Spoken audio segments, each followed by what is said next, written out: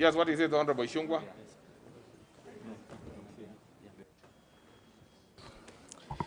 Thank you, Honorable Speaker, for that very well-reasoned guidance to the House. And Honorable Speaker, it is good that you have allowed a number of the amendments, but I wanted to register my reservation, Honorable Speaker, even without questioning your wisdom and your judgment, in declining some of the amendments, like the one that seeks to establish the Hustlers Fund, which was going to help many business people in this country to be able to access funds. And I'm well guided, Honorable Speaker, that we can canvass this as the estimates are tabled, Honorable Speaker. And you have also guided on the issue of amendments to the BPS. Honorable Speaker, I also did raise the issue which I have not had you address as to how we prosecute the amendments if they will be subject to Article 114, as you said, as you read out, Honorable Speaker. I had sought guidance.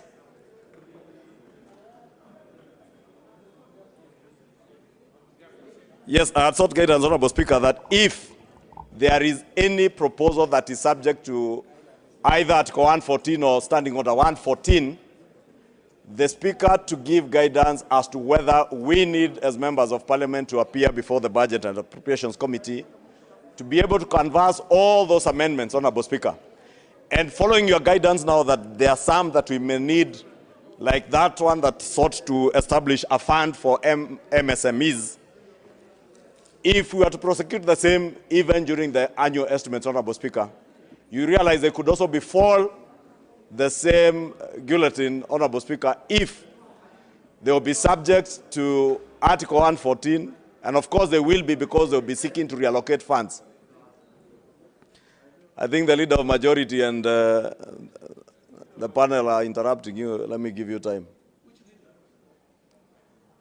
The Leader of the minority in the majority. Thank you, Honorable Speaker. The Honorable Aden Duale, the Leader of Majority in the majority party, was asking which leader, so I'm telling him I referred to the Leader of the minority within the majority party. That is Honorable Kimunya, who leads the minority within the majority party. Honorable Speaker, I was saying, Honorable Speaker, without your guidance, or without the Speaker's informed guidance, Honorable Speaker, as to whether, Honorable Speaker, if a proposal is to be brought even in the annual estimates, without a directive from the Chair, Honorable Speaker, that the Budget Committee cannot just table their report on the annual estimates without considering and interacting with members who will have made proposals to amend any of the proposals that come with the annual estimates, Honorable Speaker. And that's why I had sought within BPS and by extension even on annual estimates. So that, Honorable Speaker, we are orderly in how we transact business, so that the report is not tabled, and at the time we get to considering the appropriations bill and we go to the Committee of Supply, proposals that have been made for amendments are killed at the altar of Article 114 and Standing Order 114, Honorable Speaker. And I had sought that the Speaker also to pronounce himself on that question, that if a member proposes an amendment that has the money bill effect in line with Article 114 and Standing Order number 114, then the Budget and Appropriations Committee, being the relevant committee that deals with money matters, Honorable Speaker, in consultation with the Cabinet Secretary of the National Treasury, in line with the provisions of that standing order, will, as a matter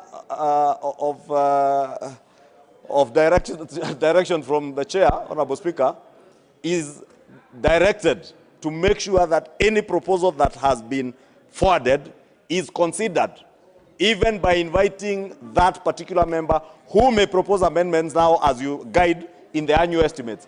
So that if and when Bayer proposes the reallocations he wanted for settling landless people in the coast, and he's proposing to move that money from one vote to another, Honorable Speaker, then we obligate the Budget and Appropriations Committee that they must sit with the Honorable Owen Bayer, get comments from the National Treasury, so that his recommendations or his proposals for amendment are not killed at the altar of standing order number 114. Honorable Speaker, it's just that I noticed in your long communication that particular aspect has not been addressed, and I would beg, Honorable Speaker, that you do relay that to the substantive Speaker, or if you can offer guidance, Honorable Speaker, so that in future, Honorable Speaker, and I have said I am okay for the time being because the Hustlers Fund, we will pursue it to its logical conclusion, Honorable Speaker. And I must thank you, Honorable Speaker, for allowing us to debate on the merits and demerits of increasing money to our county governments. And I'm sure those who want to be governors in this House will be there to support, and those who are supporting BBI, Honorable Speaker, will also be there to support. And also support more money going to our judiciary, Honorable Speaker, and establishment of the judiciary fund, Honorable Speaker. And I thank you, Honorable Speaker, for the guidance. And I beg that you do offer guidance on the other issue. Well, now that you are comfortable in the meantime, generally, I think some of these things, and you know we are at the tail end. We are at the tail end of this particular parliament. We could also approach it, and you could approach it, through the amendments to specific standing orders that will govern the next session of parliament. I mean, the next parliament that is coming after this one. So those kind of, and I can tell you that currently the Committee on Procedure and House Rules is meeting frequently to try and tidy up our standing orders to make it a bit more usable in the coming parliaments. But I see also the chair budget wants to say something. And what is it, Honorable Chair? Honorable Speaker, we can't hear you. We can't what you are saying. Now, I don't know if it is better there. So, honorable members, what I've just said, honorable members, is that since the Honorable Ishungwa seems to be fairly comfortable and happy, we can now leave the rest to the tidying up of our standing orders for future purposes, which is currently live in the Committee of Procedure and House Rules. If you want to propose any modification of the standing orders, feel free to do that now.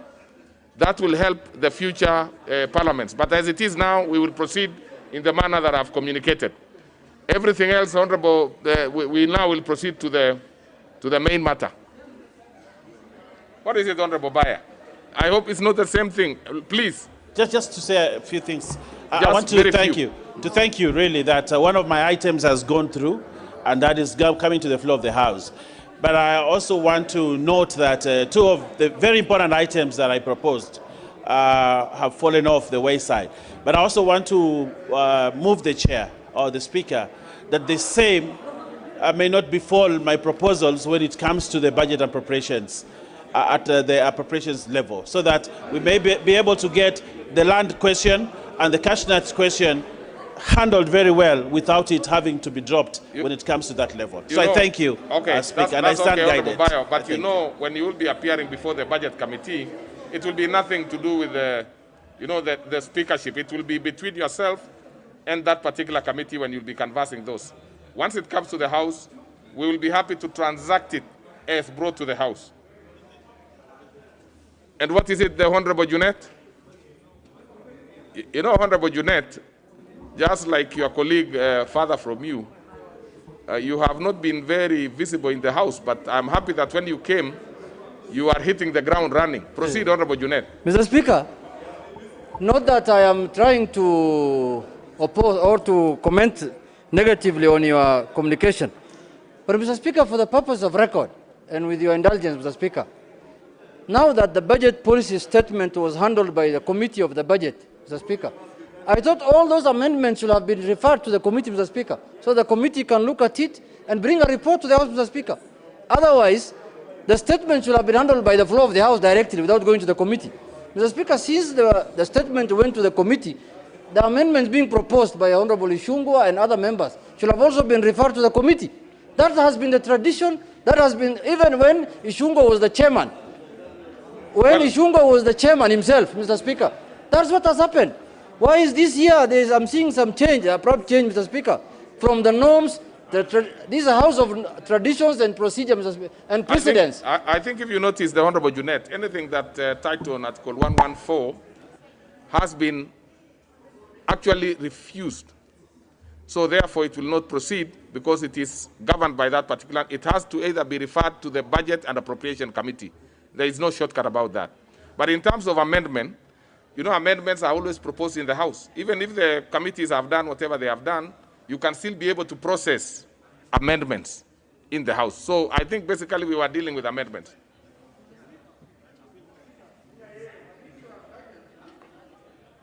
Mr. Speaker, it depends on when the amendments came. Mr. Speaker, if the amendments were coming after the report has been presented to the House, with the leave of the Speaker and the approval of the Speaker, you can move your amendment. But if the amendments were filed 3-4 days ago, Mr. Speaker, when the issue was seized of the committee, Mr. Speaker, I think it is. I think the committee should. I am trying to understand where the issue is. I think that you have been referred, Mr. Speaker. Maybe I'll also give the chair budget. Mr. Speaker. Yeah. Chair budget. Let's hear. Honorable Speaker, all these matters were referred to to the committee, and I have a report on the same. We considered these issues, and I have a report. So I don't understand why we are, you know, we should at least go to the substantive issues, and then when it comes to the amendments, we will, because the time for amendments will come, Honorable Speaker. I should move, Honorable Speaker, if you guide, we deal with the substantive issues, Honorable Speaker. I think that makes a lot of sense, the chair. Yeah, move. No, you know, Honorable Ishungwa, I heard you wanting to inform the Honorable Junet. What is the procedure here? Honorable Speaker, you know I am never petty. Honorable Speaker, you have heard the chair of the Budget and Appropriations Committee state on record that indeed, as the Honorable Junet is asking, and I am aware because the day I presented my amendments to the table office, I am aware they found themselves their way to the Parliamentary Budget Office and consequently to the Budget and Appropriations Committee.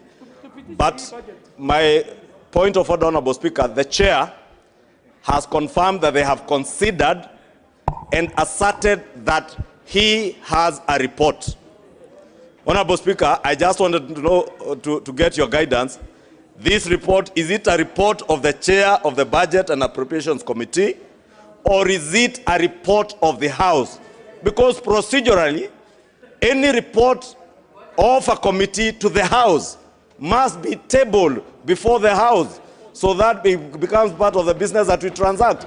Therefore, the chair cannot stand on his feet and say, I have a report, as if you are transacting his household budget. This is a budget of the Republic of Kenya. But what is and it? This is a National Assembly that transacts business on behalf of the people. No. You cannot stand and purport to have a report which has not... Now, the report is there. The report is there. Clearly the report is there. So we'll simply proceed, really.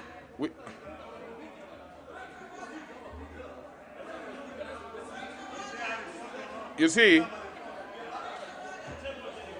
what is it that the honorable member for Suba South or Suba North, sorry.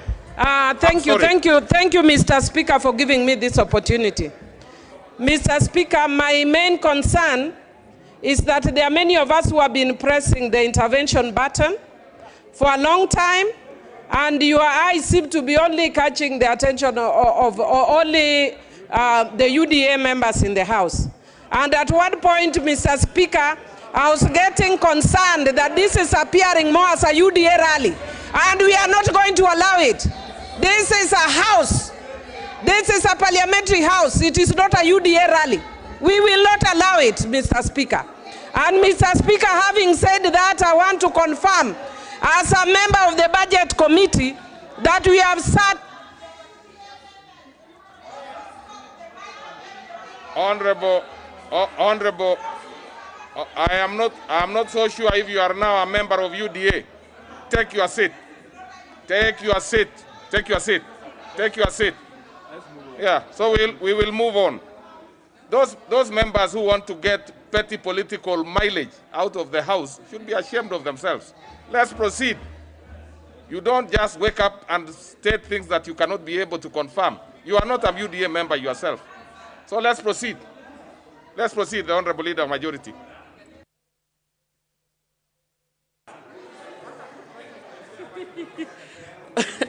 Thank you, Honorable Speaker. I'm the chair budget. Sorry. but for the comfort of my predecessor here, if he is not it doesn't matter. You know the problem.